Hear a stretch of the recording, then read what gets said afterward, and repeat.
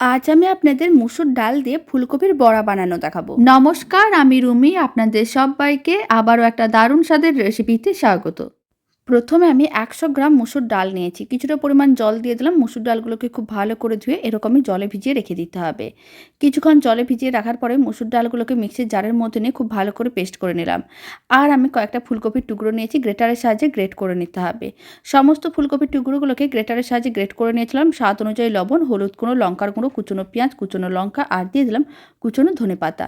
খুব ভালো করে মিশিয়ে নিতে হবে। এবার আমি যে মুসুর ডালটা পেস্ট করে রেখেছিলাম সেটাও দিয়ে দিলাম। আর দিয়ে দিলাম চালের গুঁড়ো, অল্প একটু চিনি। খুব ভালো করে মিশিয়ে নিতে হবে। মিশ্রণটা রেডি। এবার তাওয়ার মধ্যে কিছুটা পরিমাণ তেল ব্রাশ করে নিলাম। আর মিশ্রণটা এইভাবে অল্প অল্প করে দিয়ে দিতে হবে।